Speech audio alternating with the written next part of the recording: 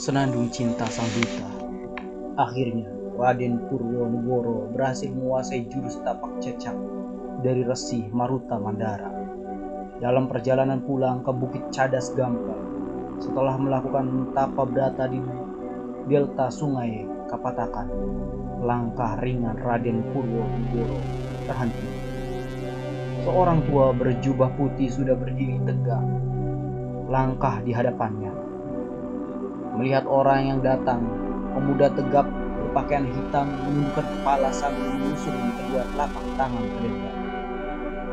Kei Sangkan, terimalah sembah bakti saya.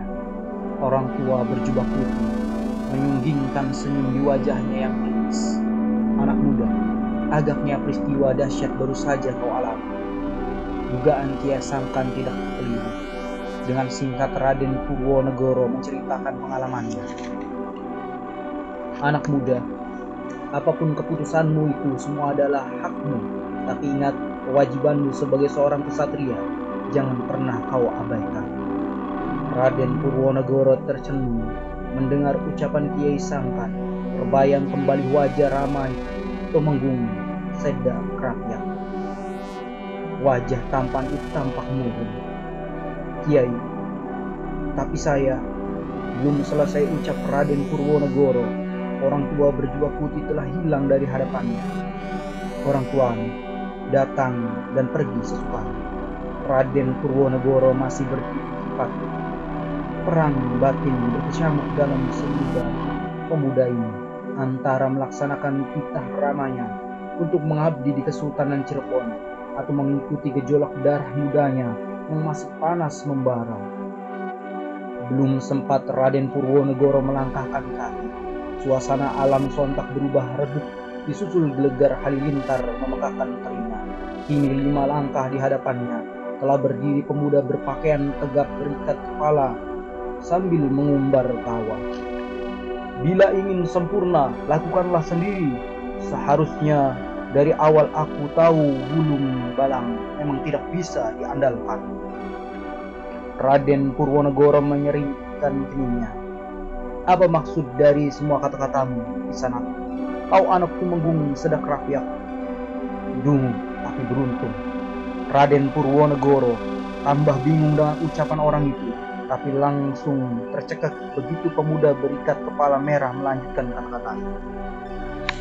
Wahai Balang, adalah salah satu warok dari komunitas Kesangyangan sengaja menyuruhmu mengantarkan surat pada gurunya Resi Maruta Mandara untuk membunuhmu.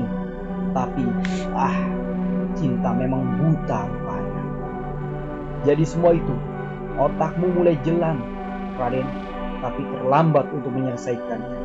Sekarang seperti ucapanku tadi, ingin sempurna lalu lakukanlah sendiri. Terimalah ajalmu. Didahului suara seperti geledek, tubuh pemuda tegap berikat kepala merah melesat ke arah Raden Purwonegoro. Dengan 2 telapak tangannya yang berisikan sinar merah mengarah kepala dan dada sebelah kiri putra Tumenggung Seda Kerapiak yang masih terpaku di tempatnya berdiri. Di saat kekeluatan hati menghampiri perasaan, Raden Purwonegoro seolah tidak menyadari maut yang tengah mengincar nyawanya. Sejengkal lagi, kedua larik sinar merah mencapai kepala dan dadanya.